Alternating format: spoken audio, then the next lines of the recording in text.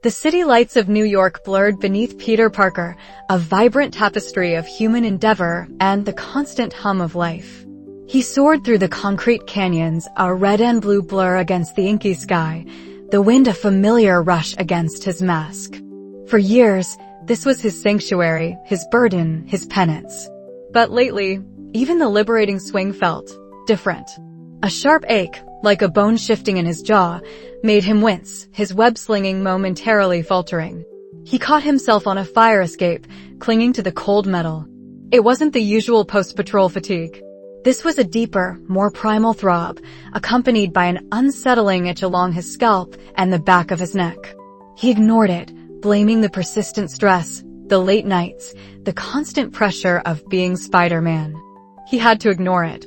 A high-pitched shriek tore through the night, followed by the distinctive crackle of energy weapons. Peter's spider sense flared, not just a tingle, but a searing jolt through his very core. He launched himself forward, the prior discomfort forgotten in the face of imminent danger. The source of the chaos was a multi-level parking garage in Midtown, usually bustling but now eerily deserted. Below, 3 figures, clad in dark, heavy-duty suits with glowing green accents, were attempting to breach a reinforced armored car. What struck Peter wasn't their typical criminal gear, but their unervingly fluid movements, almost insectal in their grace, and the strange, iridescent sheen on their gauntlets. "All right, gentlemen," Peter quipped, landing lightly on the roof of the garage, the sound of his impact barely audible over the hum of their tech. "Looks like someone forgot to pay their parking ticket. Or perhaps their morality clause." One of the figures, built like a brick wall, turned. His helmet revealed a visored face, but something in his posture, a slight twitch of his head, felt wrong. Animalistic. "Spider-Man," a guttural voice rasped, devoid of surprise. "The doctor anticipated your interference." "The doctor?" Peter's mental alarm bells rang louder. This wasn't typical muscle for hire. "And which doctor would that be?" he asked, already moving, dodging a wide energy blast that scorched the concrete where he'd been standing a split second before. "My dentist? Because I really need to schedule a cleaning, though I've developed some unusual sensitivity lately." He web-zipped onto a concrete pillar, launching off it with superhuman force, aiming a kick at the largest thug. The impact resonated through his leg, but instead of the usual crack of armor, he felt a strange, rubbery give, followed by a metallic clink. The thug barely stumbled. Hardening skin? Peter's mind reeled. He'd hit harder. He felt a fleeting impulse, a burning need to dig his heel in, to puncture whatever strange material comprised the thug's defense. He recoiled internally. "No. Focus, Parker. Stop thinking about that." The thugs pressed their attack. Their weapons fired focused bursts of green energy that crackled with an acrid, chemical smell. The air itself seemed to grow heavy, humid. Peter dodged, weaved, and countered, but their speed was unusual, their coordination almost hive-minded. He grabbed one thug's arm, twisting. Normally, a quick yank would dislocate a shoulder. This time, the arm merely stretched, its fibers groaning, before snapping back into place with a sickening thwip. A growl, low and guttural, rose in Peter's throat. He swallowed it down, horrified. "That wasn't me. It can't be." But the sensation lingered, a primal vibration in his chest. His fangs, already more pronounced than a normal human's, felt sharper, an ache in his upper jaw screaming for release. His vision, always acute, sharpened to an unnerving degree, picking up microscopic dust motes in the air, the individual fibers of the thug's suits. He could practically smell their adrenaline, a coppery tang that mingled with the weird chemical odor of their weapons. He lunged again, a blur of red and blue, this time aiming for the joints, the exposed parts. His spider sense shrieked a warning, and he twisted midair as a blast of concentrated green energy tore through his former trajectory. The largest thug was surprisingly fast, almost preternaturally so. "You're a specimen, Spider-Man," the thug rasped, his voice distorted, almost reverent. "A perfect subject for acceleration." The words chilled Peter more than any energy blast. Acceleration? Dr. Aris Thorne. He'd seen reports. a biochemist dismissed from several prestigious labs for unethical human experimentation, obsessed with genetic augmentation and accelerated evolution. He thought it was just fringe science. Now it was attacking him in a parking garage. Peter focused, pushing down the unsettling urges, the feeling of his own skin thickening, growing taut across his knuckles. He unleashed a flurry of blows, faster, harder than ever before, his agility bordering on frantic. He had to end this before he lost control. Before it took control. He webbing yanked a concrete barrier, slamming it into the largest thug, who finally staggered, his visor cracking. Peter didn't give him a moment to recover. He moved with a brutal efficiency that surprised even himself. He felt an intense, almost pleasurable surge as he slammed his fist into the thug's helmet, the reinforced material giving way with a crunch. A whimper escaped the thug, a very human sound. Human. The word echoed in Peter's mind, a desperate plea. The other two thugs, seeing their leader falter, hesitated. One made a dash for the armored car, its door now dented and smoking. The other fired wildly, desperately. Peter web-zipped the fleeing thug's legs, sending him sprawling, then dodged the wild energy blasts, closing the distance on the last attacker. Instead of his usual non-lethal takedown, a terrifying instinct surged. He didn't want to web him up. He wanted to immobilize him. He wanted to clamp down, to disable. He had to fight it. He slammed his palms together, creating a concussive clap that disoriented the thug, then swiftly webbed his hands and feet, sticking him to the garage wall. He moved back to the leader, who was trying to rise, groaning. His helmet was shattered, revealing a contorted face, veins bulging, skin mottled with sickly green patches. His eyes, usually human, were now slitted, almost reptilian. Thorne, the thug gasped, struggling against Peter's webbing. He wants to see what you become. Peter felt a cold dread creep up his spine, eclipsing the physical discomfort. What do you mean, what I become? He demanded, his voice low, a tremor of an unfamiliar growl beneath it. The thug merely laughed, a wet, rattling sound. The ultimate predator. Faster, stronger, purer. He spat, a globule of green-tinged saliva sizzling on the concrete. Just like us. But better. He can push you further. Peter stared, horrified. These weren't just thugs. They were living, breathing experiments. And Thorne thought he was next. He wanted to push Peter to accelerate his already unstable mutation. The very idea was sickening. He secured all three, webbing them tightly against the garage pillars, ensuring they couldn't move. He paused, examining his hands. The skin did feel tougher, almost leathery. He could feel tiny, almost imperceptible ridges forming at the tips of his fingers, like nascent claws trying to push through. He quickly pulled on the gauntlet of his suit, hiding the evidence. The chemical smell still hung heavy in the air. He needed to get a sample, analyze it. This wasn't just a simple robbery. This was a targeted provocation, an invitation to a biological nightmare. Later that night, back in his tiny apartment, the silence was deafening. He peeled off his suit, his muscles aching, but it was the internal ache, the one in his jaw and across his skin, that truly bothered him. He stood before the cracked bathroom mirror, hesitant. Then, with a deep, shaky breath, he opened his mouth. His fangs. They were undeniable now. Longer, sharper, more pronounced. Not just canine teeth, but distinct, predatory points, gleaming slightly in the dim light. He touched one, a sharp, unfamiliar pain blooming in his gums. He ran his tongue over it, the sensation chilling him to the bone. He pulled at his lower lip, examining the inside of his mouth. He could see faint, dark lines beginning to appear on his gums, almost like a subtle tattoo. His skin, under the harsh bathroom light, had an almost translucent quality in places, revealing a network of fine, dark veins, particularly around his forearms and chest. They looked like intricate webbing. He clenched his fists, the knuckles feeling rock-hard, unyielding. And then he saw it. Barely visible, but there.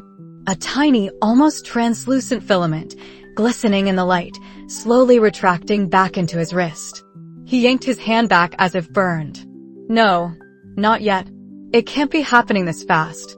He tried to steady his breathing, but his chest felt tight, constricted. He could feel his heart hammering a frantic rhythm. He was changing. Rapidly. And Thorne, that madman, somehow knew. He wanted to watch it happen. He wanted to accelerate it.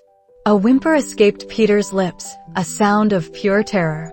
He pressed his palms against his temples, trying to physically suppress the racing thoughts, the rising panic. He imagined Aunt May seeing him like this. Mary Jane. The thought alone was unbearable. Uncle Ben's face flashed in his mind, disappointed, horrified. He stumbled backwards, knocking over a stack of comic books. The noise, usually inconsequential, now grated on his hypersensitive ears. He could hear the hum of the fridge, the distant sirens, the drip of the faucet in the neighbor's apartment. Everything was too loud, too sharp. He wanted to scream, but the sound that almost escaped his throat was a low, guttural snarl. He clamped his mouth shut, fear making his blood run cold. He was losing himself. Piece by piece. He had to fight this. He had to. But how? What if Thorne was right? What if this was his evolution? What if he was meant to become something else? He stared at his reflection again, not seeing Peter Parker, but a stranger, a creature. The eyes behind the panic were a little too wide, a little too black, reflecting the dim light like the multifaceted eyes of an insect. His face was paler, sharper. He knew, with a terrifying certainty, that he couldn't fight this alone anymore. He was transforming, and the changes were escalating faster than he could comprehend. He needed help. But who could possibly understand what was happening to him? Who could help him fight the monster he was becoming before it completely consumed Peter Parker? A low growl finally escaped him, a sound filled with desperation and burgeoning rage.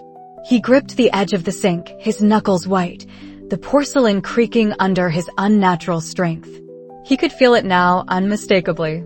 Not just a filament, but a small, sharp barb, pushing painfully against the skin on his wrist, a dark, chitinous growth that had not been there hours before. This was only the beginning. The city lights of Queens blurred into streaks of neon as Peter swung, the familiar rush of wind offering little comfort. Another close call. Another day where the webs felt less like extensions of his ingenuity and more like secretions, the familiar thwip replaced by a wet, almost viscous sound. The subtle hardening of his skin, once a faint tingling, was now a constant, low-level ache, as if his very bones were shifting. And the hunger, a primal, insistent gnawing that no amount of Aunt May's casserole could satisfy. He'd barely avoided snapping at a mugger earlier, his fangs, sharper than ever, tingling with a terrifying readiness. Just focus, Parker, he muttered into the empty air, flipping over a particularly garish billboard for a dubious legal service. Focus on not becoming that. His enhanced senses, usually a blessing, were now a torment. Every rustle of leaves, every distant siren, every human heartbeat pulsed through him, amplifying the predatory instincts he fought so hard to suppress. He caught a scent, something metallic and acrid, mixed with a faint, unnatural sweetness, drifting from downtown. Thorne. Always Thorne. The biochemist's escalating attacks were becoming bolder, more aggressive, each one a testing ground for his warped vision of accelerated evolution. Tonight's target, a newly opened Stark Industries satellite research lab, housing experimental biomimetic alloys. Not quite the same as Thorne's usual genetic dabbling, but the potential for weaponizing such materials would undoubtedly appeal to his twisted genius. Peter landed silently on a nearby rooftop, the familiar red and blue fabric of his suit feeling strangely constricting over his increasingly rigid frame. Through the lab's reinforced windows, he saw them, not Thorne himself, but a new breed of his disciples. These weren't the usual muscle-bound thugs. They were leaner, faster, their movements unnaturally fluid, almost insect-like. Their combat suits were sleek, dark, interwoven with glowing green fibers that hummed with a low energy. And their faces, hidden behind full-face visors that distorted their features, giving them an unsettling, multifaceted appearance. "All right, bug boys," Peter quipped, mostly to himself, as he launched a webline. "Time for Spider-Man to squash some pests." He burst through a skylight, showering the main lab floor with glittering shards of reinforced glass. The insectoids reacted instantly, their movements a blur. One lunged, not with a fist, but with a sharpened forearm plate that extended like a mandible's. Peter dodged, the air whistling past his ear, the metallic tang of the weapon nearly brushing his skin. He retaliated with a quick web shot to the attacker's visor, blinding him. But there were too many. Another pair moved with frightening coordination, one sweeping low while the other aimed a high kick. Peter backflipped, narrowly avoiding both, his spider sense screaming. The sheer speed and aggression of these new foes were unlike anything he'd faced from Thorne before. He felt a jolt, a sudden surge of primal adrenaline that wasn't entirely his own. His fangs ached, growing more prominent, and a low growl rumbled in his chest. "Hey, easy there," he mentally chided himself, forcing a more characteristic quip. "You guys must be Thorne's new advanced pest control team. But you forgot the spray." A sharp, electric pulse rippled through the air as another attacker fired a short-range stun blast from his gauntlet. Peter web-zipped to a ceiling beam, but his movements felt different. More angular, less flowing.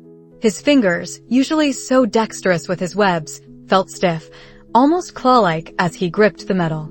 The ache in his skin intensified, a deep, persistent throb. He dropped, kicking an assailant squarely in the chest, the impact resonating painfully up his leg, yet he felt a strange, satisfying crunch beneath his foot. Too satisfying. He recoiled internally even as he pressed the attack. Another bugman tried to flank him, but Peter's head snapped around with unnatural speed. He saw the world in sharper focus, the individual facets of his enemy's visor glaring like a fly's eye. A low hiss escaped his throat, unbidden, and his predatory instincts flared. He didn't think, he reacted. He spun, weaving a rapid-fire cocoon of webbing around the flanking attacker, his movements faster, more brutal than necessary. He then twisted, catching another assailant by the leg, and with a guttural roar that surprised even himself, he heaved. The bugman flew across the room, smashing into a console with a sickening crack. The others paused, their multifaceted visors seemingly fixed on him. Peter's chest was heaving. He could feel the pulse thrumming behind his fangs, which felt painfully extended. His vision was slightly skewed, too sharp, too focused on the remaining threats. He wanted to leap, to tear, to rip. The animalistic urge was overwhelming, battling the rational Peter for control. He felt his knuckles pop, the skin on his hands growing rougher, almost chitinous. No, not like this. He forced a deep breath, fighting the internal beast. He focused on his training, on Uncle Ben, on MJ.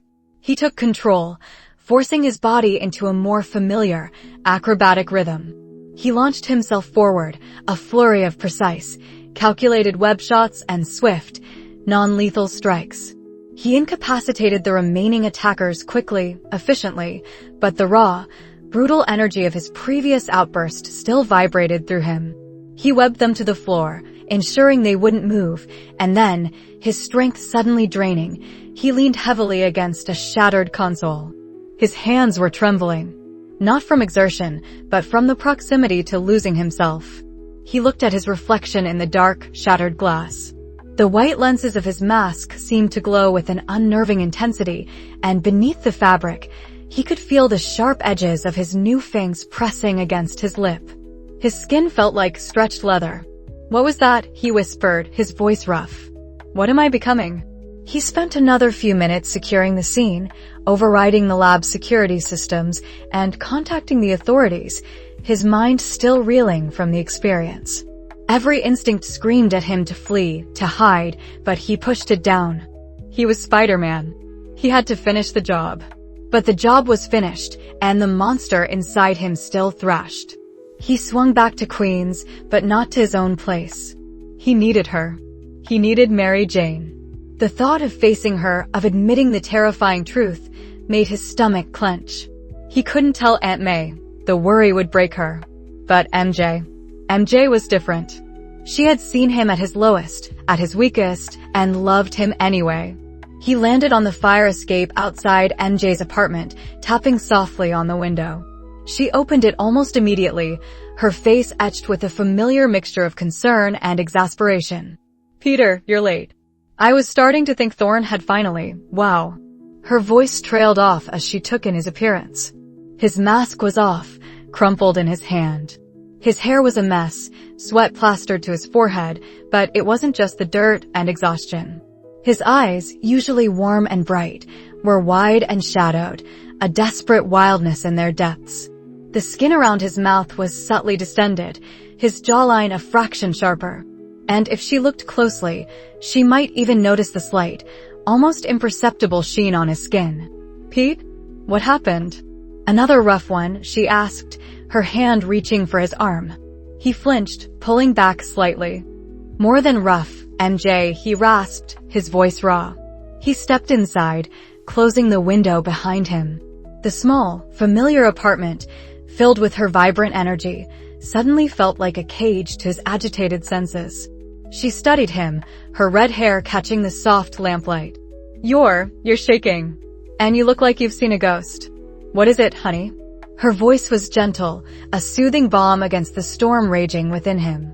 He looked around, then back at her, his resolve hardening. He couldn't keep this from her. Not anymore.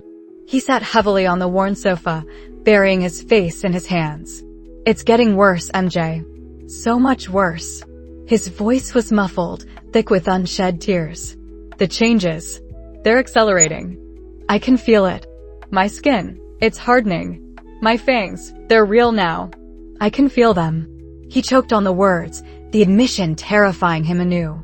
Tonight I almost lost control. There was something inside me, something animalistic.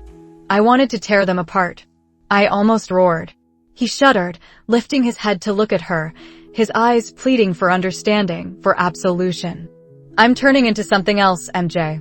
Something monstrous. I don't know how much longer I can fight it." Mary Jane knelt in front of him, her hands gently taking his.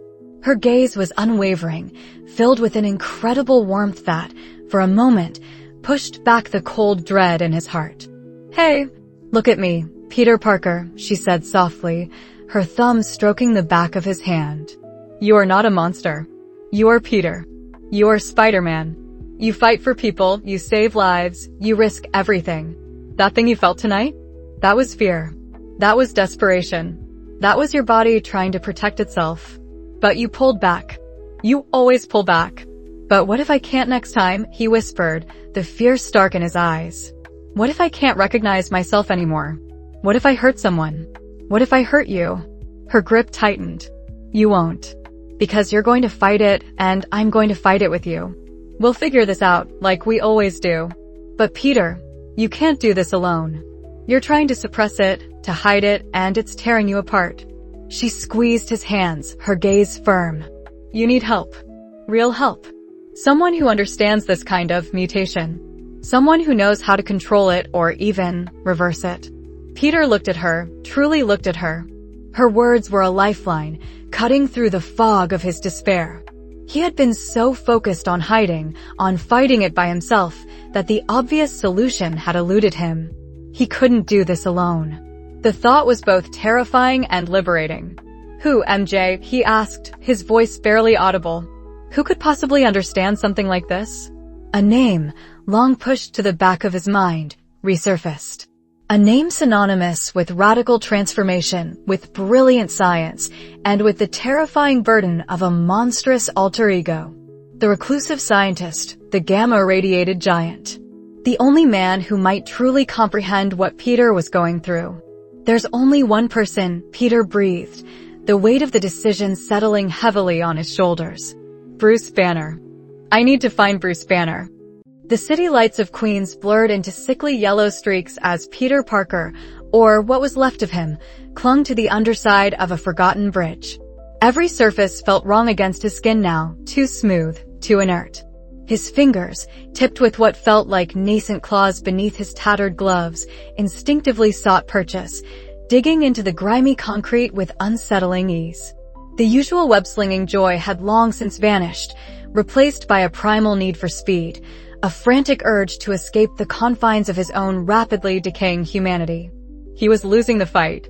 fast. The tremors were no longer occasional spasms.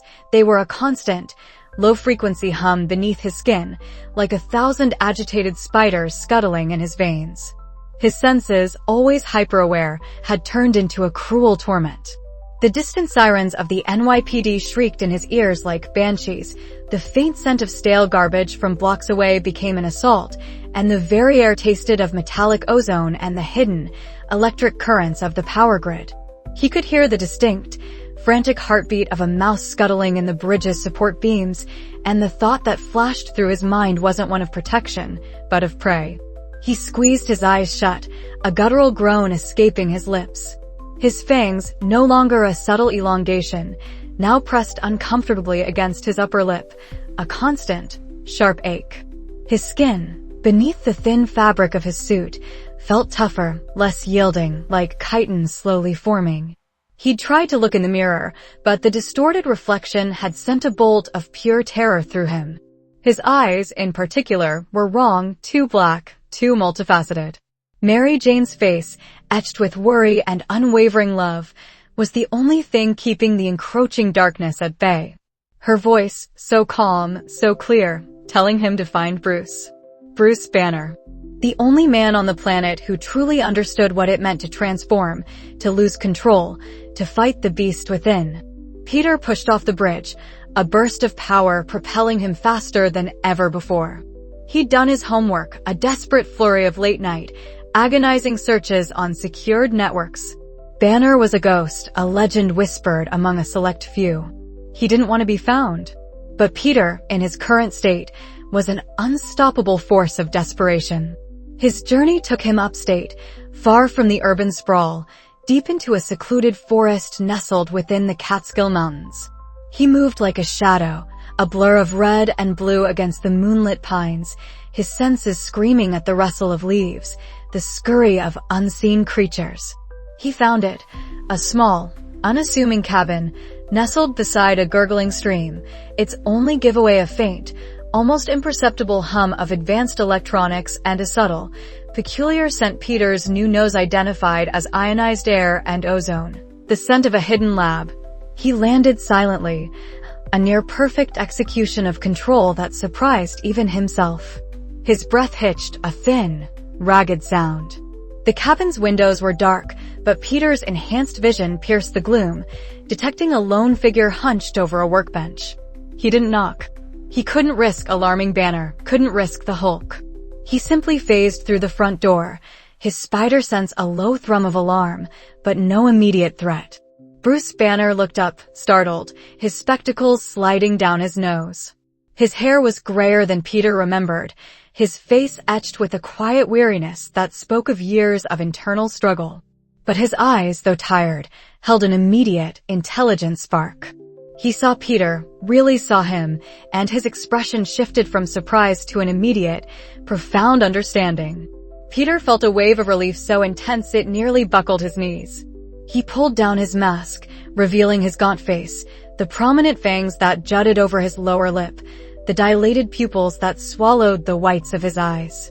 "Dr. Banner," Peter croaked, his voice rough and used. I need help." Banner pushed himself away from the workbench, his movements deliberate, unhurried, yet filled with an undercurrent of urgency.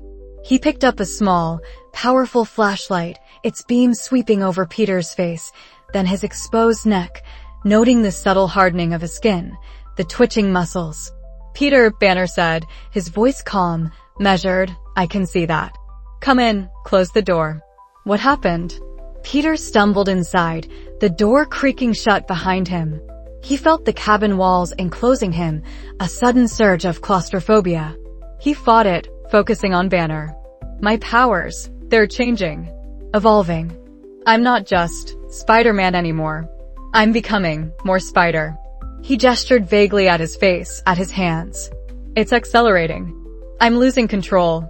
My instincts, they're getting predatory." Banner nodded slowly, his gaze sharp, analytical.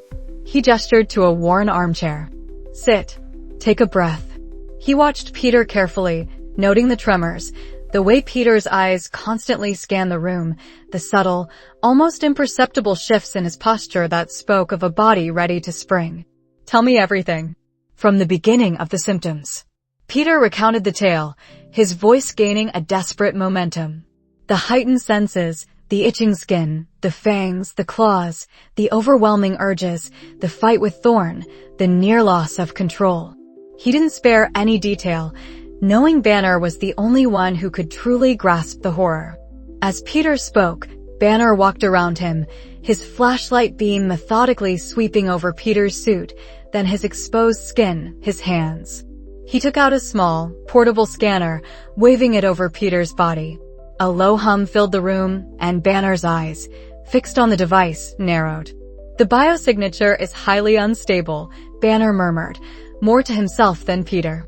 Rapid cellular regeneration, yes, but also a profound structural repatterning. It's not just an enhancement, Peter. It's a complete genetic rewrite. Your base genome is undergoing a radical, forced metamorphosis. Can you fix it? Peter asked, the question raw, filled with the last vestiges of his hope. Banner sighed, running a hand through his hair. Fix it? That's a strong word. Reverse it? Maybe, but it won't be easy. This isn't like a simple toxin or viral agent. This is your very DNA. Whatever initiated this, it's designed to push you past a tipping point to make this new state your natural one. He tapped the scanner. It's already deeply ingrained. You're past the early stages. He turned, walking to a complex array of screens and equipment hidden behind a false wall. Good thing I've been working on a few personal projects related to accelerated biological manipulation. My own issues have given me a unique perspective on managing rapid genetic shifts. He pulled up holographic displays filled with complex molecular structures. This, Peter, is not a simple problem. It'll require targeting the core genetic triggers, unwinding the new helixes, and then, the hard part, re-establishing your original genetic blueprint without causing cellular collapse or, worse, unintended hybridizations. Peter's stomach churned. Hybridizations. Think less human, more unforeseen. You're already part arachnid. Imagine what happens if we mess up the resequencing. We could end up with anything. Banner's expression was grim. My current work involves a highly experimental gene therapy, a cocktail of targeted retroviruses designed to carry corrected genetic information directly to the cellular level. It's volatile. Untested on a living, complex organism like yourself. Risks? Peter asked, his voice barely a whisper. Worst case? Cellular necrosis. Organ failure. You could die, Banner stated bluntly, his eyes meeting Peter's. Or, your powers could be stripped away entirely. You might become a baseline human again, which, given your current state, might feel like a blessing, but it's an undeniable risk. And even if we succeed, there's no guarantee the transformation won't restart. He paused. And the Hulk, he complicates everything. My own internal struggles make working with such volatile agents risky. One wrong move, one moment of stress, and this lab could be rubble and well, you get the picture. Peter looked at his hands, watching a small patch of skin on his wrist subtly ripple and harden. He could feel another tooth, a tiny, sharp nub, pushing through his lower gum. I'll take the risk, he said, his voice firm, unwavering. Anything to get back to me. To stop this. Banner nodded, a flicker of empathy in his eyes. Understood. The longer we wait, the harder it will be. This mutation is accelerating at an alarming rate. It's like a biological runaway train. He turned back to his console, his fingers flying across the holographic keyboard. I'll need tissue samples, blood work, constant physiological monitoring. We'll start immediately. For the next several hours, Peter became a lab specimen. Banner worked with a quiet, intense focus, his expertise radiating like a palpable force. Peter endured endless blood draws, skin biopsies, neural scans. The needles, usually an annoyance, now felt like pinpricks against his toughening skin, but the internal discomfort of the probes and scanners was immense, his overstimulated nerves screaming in protest. He lay on a makeshift gurney, connected to a myriad of wires and sensors, his body shaking with suppressed urges. He could feel the new physiology asserting itself, an alien hunger gnawing at his gut, a constant thrumming desire to move, to hunt. He fought it, focusing on Mary Jane's smile, on Aunt May's gentle hands, on the faces of the people he had sworn to protect. "Your internal temperature is fluctuating," Banner observed, his voice calm, but his brow furrowed. "Heart rate is spiking. Are you all right, Peter?" Peter gritted his fangs, a low growl escaping his throat. "Just fighting it." He felt a sudden, intense pressure behind his eyes, a blinding pain that made him arch his back. He clenched his fists, tiny claws scraping against his palms. The room seemed to darken, the outlines of Banner's equipment blurring, replaced by a hazy, web-like pattern that momentarily overlaid his vision. Banner's head snapped up. "Peter, focus. Don't let it take hold." The new tooth, the one pushing through his lower gum, finally broke through, a searing pain quickly followed by a strange, satisfying click. Peter gasped, the pain grounding him, allowing him to pull back from the brink. The web-like vision receded, though the feeling of pressure remained. I'm okay," Peter panted, wiping a bead of sweat from his forehead. "Almost lost it there." Banner stared at the readings on his screen, his jaw tight. "You're not okay, Peter. Your transformation is moving beyond a simple genetic shift. It's entering a new phase. A rapid, terminal phase where the new genetic markers aren't just integrating, they're becoming dominant. We're running out of time." He turned, his eyes holding a stark, urgent fear that chilled Peter to the bone. "I've refined the retroviral cocktail. It's potent. It's designed to override the accelerating mutation and flood your system with the corrected human genome. But it's risky, Peter. One shot. If it doesn't work perfectly, or if we administer it too late, there won't be a second chance." Banner held up a small, gleaming injector, a single vial of iridescent blue liquid nestled within its chamber. "This is it, Peter. The only chance we have. But we need to hit the exact right moment in your transformation. Too early, and your body will reject it. Too late, and the man-spider will be irreversible." He looked back at his screen, his expression grim. "And judging by these readings, that moment is almost upon us. We have hours, Peter. Maybe less. Before you're fully gone." The stale air of Thorne's hidden laboratory hung heavy, a metallic tang of ozone and bioagents stinging Peter's increasingly sensitive nostrils. He moved like a shadow, clinging to the grimy pipes of the ventilation system high above the vast, sterile chamber. His spider sense, a frantic hum since he'd entered the facility, was now a constant, piercing shriek. It wasn't just danger from Thorne, it was danger from within. His fangs, now undeniable, pressed against his lip, a sharp ache of growth. The skin on his forearms felt tighter, tougher, the faint outline of segmented plates beginning to emerge. And his eyes, the world shimmered with an unsettling clarity, every dust mote, every minute vibration amplified to a disorienting degree. He craved the shadows, the hunt. It was all he could do to focus on the man below. Dr. Aris Thorne stood before a bank of glowing monitors, his back to Peter, bathed in the sickly green light of a genetic sequencer. Tubes, filled with bubbling, luminous liquids, snaked across the floor, connecting to enormous containment units. This wasn't just a lab, it was an altar to genetic perversion. "This ends now, Thorne," Peter rasped, dropping silently to the polished floor, the impact barely a whisper.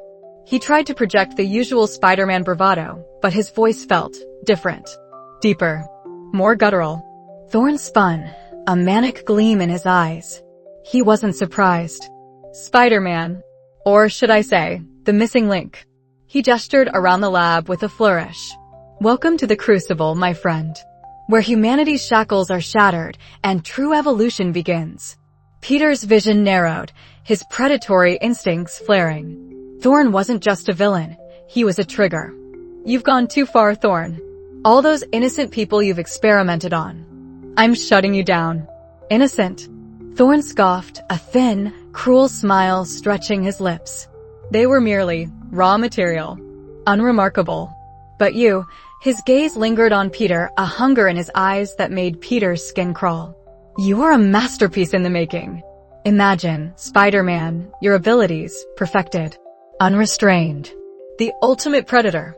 Peter launched himself forward, webs streaking out to bind Thorne, but the biochemist was faster than he looked. He slammed a large red button on a console, and the lab pulsed with a sudden energy surge. Metallic drones, sleek and insectoid, dropped from the ceiling, their glowing eyes locking onto Peter. A final test then. Thorne cackled, ducking behind a reinforced console. Let's see if your humanity truly holds you back, or if your true nature is ready to emerge.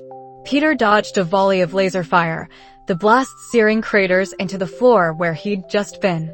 He tore through the drones, his movements faster, more brutal than ever before.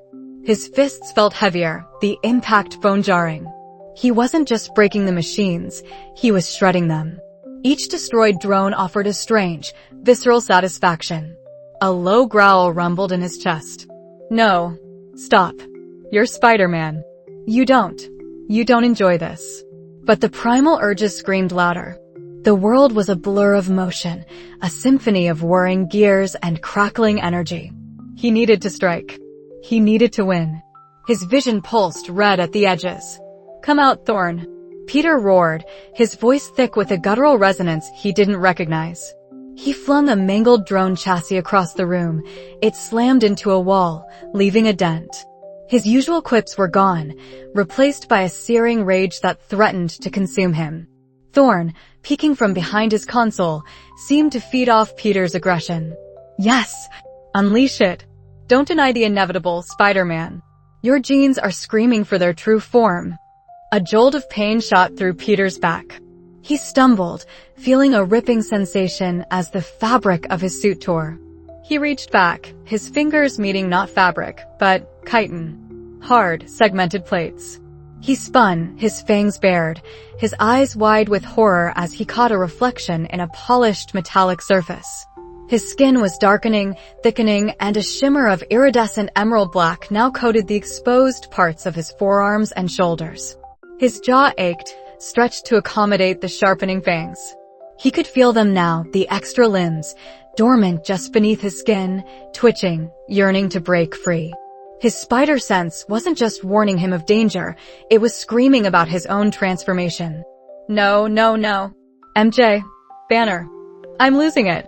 He tried to suppress the change, to mentally force it back, but it was like trying to hold back a tidal wave with his bare hands. The mutation accelerated, fueled by the adrenaline of the fight, by Thorne's goading, by the sheer terror of it all. You're afraid, aren't you? Thorne's voice dripped with malicious glee. Afraid of what you're becoming? Afraid of what you truly are. A new wave of drones swarmed Peter, but this time, he didn't just fight. He savaged. He ripped a drone in half with his bare hands, the metal groaning like flesh. Another he crushed, its internal components spewing sparks and smoke. He moved with a terrifying grace, a blur of instinct and power. His mask, stretched taut, began to rip at the seams around his eyes. A flash of silver, then black. Multiple eyes, 6, 8, 12, he couldn't count, bulged beneath the torn fabric. His vision fractured, a kaleidoscope of detail, each angle overlapping, dizzying, overwhelming. His skin tore further, not just on his back, but along his sides. He felt a sharp, agonizing burst as two new limbs, thicker than his own arms, began to sprout from his torso, pushing outward, glistening and black. They were powerful, segmented, ending in wicked, barbed claws. The suit was shredded now, hanging in tatters. Peter Parker was gone, consumed by a nightmare made real. His fangs protruded, dripping with a clear, viscous fluid. His tongue flicked out, tasting the metallic air, the ozone, the faint scent of fear, Thorne's fear. A guttural roar ripped from his throat, a sound that was less human, more beast. He was taller, broader, his movements no longer just agile, but raw, primal, and terrifyingly swift. The man-spider. Thorne, watching from behind his console, finally faltered. His eyes, initially alight with morbid fascination, now widened with genuine terror. This was beyond even his expectations. This was a force of nature. Magnificent, Thorne whispered, but his voice trembled. A true apex predator, but uncontrolled. Untamable. The man-spider turned its multiple, burning eyes on Thorne. Its new limbs flexed, sharp claws scraping against the metal floor. The scent of fear was intoxicating. The creature launched itself forward, not with the familiar swing of a web, but with a terrifying, 8-limbed lunge. Its intent was clear, to rip Thorne apart. Just as the monstrous form reached Thorne's console, a sudden, earth-shattering crash ripped through the facility. The reinforced wall, designed to withstand a tank, buckled inward with a tremendous groan, then exploded into a shower of twisted metal and concrete dust. Standing amidst the debris, his green skin glowing ominously, his muscles rippling like a mountain range, was the Hulk. His eyes, usually clouded with rage, were focused, grim. Bruce Banner's intellect, however submerged, recognized the horror before him. The man-spider froze, turning its terrifying gaze toward the new intruder. A low, furious hiss escaped its fangs. It saw a threat, a challenge. Hulk's voice rumbled, deep and laced with a profound, tragic sadness. "Peter, no." He saw the torn suit, the monstrous form, the feral glint in the multitude of eyes. This wasn't the friend he'd promised to help. This was a beast, untamed, dangerous, and in agonizing pain. He had to stop it. He had to save Peter. The man-spider roared, a sound of pure, unadulterated primal fury, and charged. Hulk clenched his massive fists, his own transformation a necessary evil. He braced himself, a look of resolute determination on his face. He wouldn't hurt Peter, not truly. He would subdue the monster and bring his friend back. The two titans, one a raging manifestation of science gone wrong, the other a titan of gamma-fueled sorrow, hurtled toward each other. The facility was about to become their battleground, and the fate of Peter Parker hung in the balance. The roar tore through the cavernous lab, a primal symphony of fury and pain that vibrated through Bruce Banner's bones even as the transformation to Hulk finished, his skin rippling green, muscles coiling. It wasn't just the noise, it was the predator emanating from the creature before him, a towering, 8-limbed monstrosity, all chitinous plates, razor claws, and fangs that dripped something dark and viscous onto the wrecked floor. This was Peter. This was the man-spider. "Peter!" Hulk bellowed, his voice a low rumble that shook the facility's foundations. The sound was a command, a plea, and a desperate warning. But the man-spider merely shrieked in response, a sound that carried no hint of humanity, only the raw instinct to destroy. Its multifaceted eyes, black and unblinking, fixed on the verdant titan. Thorne, crumpled against a scorched console, watched with a mixture of terror and perverse satisfaction. "Magnificent," he rasped, coughing blood. "The ultimate apex predator. Pity you won't survive to study it, Banner." Hulk ignored the bleeding biochemist. His focus was solely on the rampaging arachnid. This wasn't a fight against a villain, it was an intervention. He couldn't kill Peter, couldn't even risk debilitating him beyond recovery. He had to subdue the beast, calm the storm, and administer the experimental antidote before the transformation became irreversible. The man-spider lunged, moving with a speed that defied its monstrous bulk. Four of its powerful limbs, tipped with wicked claws, slashed horizontally. Hulk met the attack with his forearms, the impact sending shockwaves through the air. The man-spider's claws, honed to pierce, screeched against his nearly invulnerable skin, leaving shallow, smoking gouges. Even Hulk grunted. This was strong. "Easy, kid," Hulk roared, trying to grab two of the man-spider's legs. But the creature was a whirlwind of chitin and fury, its other limbs striking with piston-like force. A thick, organic web shot from its spinnerets, far stronger and more viscous than anything Peter had ever spun, momentarily entangling Hulk's arm. The man-spider pulled, trying to drag him off balance, its fangs snapping inches from Hulk's face. The smell of venom, acrid and sickening, filled the air. "I have to get close," Banner's mind raced within the Hulk. But not too close. This wasn't a brawl to win by brute force, but a dance to incapacitate without irreversible harm. The man-spider continued its onslaught, tearing through the remaining lab equipment with feral joy. Explosions of sparks, the shriek of twisting metal, and the smell of ozone filled the air. Thorne, barely conscious, was lucky to be shielded by the wreckage of a cryo-containment unit. Hulk saw his opening. As the man-spider was distracted by ripping apart a high-energy generator, he unleashed a thunderclap. The force of the displaced air slammed into the creature, sending it skidding across the floor, disoriented. It roared, shaking its segmented head, momentarily stunned. Hulk moved in, tackling the beast, pinning two of its main limbs with one massive hand, while his other arm wrapped around its torso. The man-spider thrashed wildly, its secondary limbs scrabbling at Hulk's face, leaving deep, painful scratches that bled green. Its fangs lunged for his neck. But Hulk was faster. He pulled a syringe, impossibly large, from a hidden compartment in his belt, a specially designed delivery system for the concentrated antidote, powerful enough to pierce even chitinous hide. It was filled with a shimmering, unstable blue liquid. As he plunged the needle into the man-spider's carapace, a sound unlike any other escaped the creature. It was a gurgle, a scream, a choked sob, a sound that held a horrifying echo of Peter. Darkness. A roaring, blood-red darkness. A hunger so profound it consumed everything. Kill. Destroy. Feed. No. The thought was a whisper, lost in the din. But it was there. A tiny, fragile spark in the overwhelming inferno of instinct. Kill. Screamed the primal urges. No. A face. A soft smile. Auburn hair. Mary Jane. Her hand, warm in his. I believe in you, Tiger. The words were a lifeline, tearing through the red haze. He saw the city, a vibrant tapestry of lives he swore to protect. He saw Uncle Ben's face, etched with wisdom and sacrifice. With great power.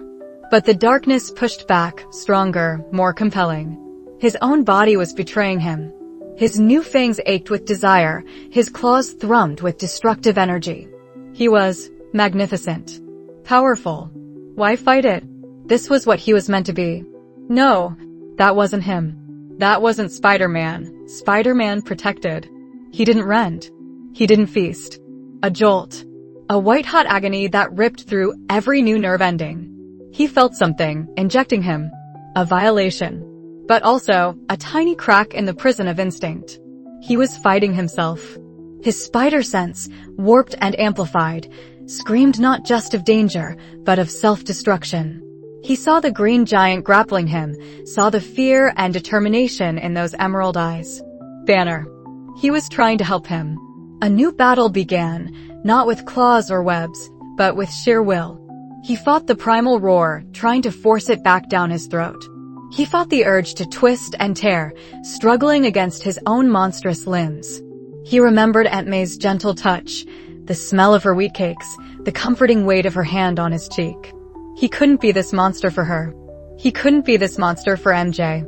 He couldn't be this monster for himself. He was Spider-Man. And Spider-Man didn't give up. Not even on himself. The pain intensified, like fire in his veins, but it was a purifying fire. It burned away the red haze, revealing glimmers of clarity. He focused on those memories, on the faces of the people he loved, on the promise he made to a dying man. He was Peter Parker. He was human. He had to be. He felt the surge of venom, the hunger, the rage, and he pushed back. He pushed. Not with physical strength, but with the boundless, stubborn will of a hero who refused to fall. The man-spider convulsed violently, an unholy cacophony of shrieks and growls erupting from its maw. Its limbs flailed, its entire body spasming as the antidote coursed through its system. Hulk held on, bracing against the incredible force, his own body taking a punishing battering. The monster was fighting the cure as much as it had fought him. Then, just as Hulk thought his grip would fail, the thrashing began to subside. The shrieks softened into ragged, gasping coughs. The light faded from the multifaceted eyes, replaced by a dull, confused flicker. Slowly, agonizingly, the man-spider began to shrink. The chitinous plates receded, becoming taut, hardened skin. The extra limbs retracted, leaving faint scars on Peter's back. The fangs seemed to melt back into his gums, though they remained slightly more prominent than before. The sheer mass evaporated, leaving a gaunt, naked figure beneath Hulk's hands. Hulk gently lowered Peter to the ground, his green skin slowly paling as Banner's intellect returned to the fore. He knelt, checking Peter's pulse, his breath. Peter lay there, chest heaving, sweat beading on his forehead. His skin, once vibrant, was now a pale, mottled gray in places, like a faded bruise. His face was still sharper, his eyes still unnervingly dark, but the feral madness was gone. His eyes fluttered open. They were still wide, still slightly too dark, but a spark of recognition of humanity was there. He looked up at Banner, who had mostly reverted to his human form, though his muscles still rippled under his torn clothes. "Be Banner," Peter rasped, his voice raw and broken. He tried to move, but his limbs felt like lead. A tremor ran through him. What happened?" Banner offered a grim, weary smile. You went full arachnid, kid. I had to wrestle you back." He motioned to the wreckage around them, the torn metal, the shattered glass, the faint, lingering smell of venom. Took some convincing. Peter's eyes widened as the memories rushed back, the red haze, the hunger, the sheer, terrifying power. He looked down at his hands, which still felt wrong. His fingers were longer, his nails thicker, like nascent claws. He felt the phantom ache where the extra limbs had been. It wasn't over. I tried to fight it, Peter whispered, his voice thick with shame and lingering terror. Inside, I tried. Banner nodded, his expression softening. I know you did, Peter. That's why it worked. You held on. He reached out, placing a reassuring hand on Peter's shoulder. But it's not completely over. The antidote, it reversed the immediate mutation, pulled you back from the brink. But it didn't reset everything. Peter pushed himself up, wincing. He felt weaker than he ever had, yet beneath the exhaustion, an unfamiliar thrumming sensation resonated through his muscles. He ran a hand over his face. His skin felt harder, less supple. His fangs still pricked at his lip. He could feel things on his skin, feel the very air currents, in a way he never had before. His vision, even in the dim lab, was sharper, wider, almost panoramic. He was changed. Irrevocably. What does that mean? Peter asked, his voice barely a whisper, dread pooling in his stomach. He was Spider-Man, the hero. What was this? Banner's gaze was earnest, but tinged with a deep weariness. It means the arachnid part of you, it's still there. Integrated. Part of you now. You won't spontaneously transform back into man-spider, not like before. But you'll have to learn to live with these enhancements. Control them. Understand them. This is your new normal, Peter. He paused, looking around the devastated lab, then back at Peter. The real challenge isn't just controlling the monster, Peter. It's controlling the hero inside the monster. Peter looked at his hardened hands, then out at the destruction, a profound sense of loss and fear warring with a strange, nascent awareness of his new self. He had survived. He had come back. But to what? He was Spider-Man, yes, but no longer just human. And the world, the villains, and even his loved ones were about to meet a Spider-Man redefined.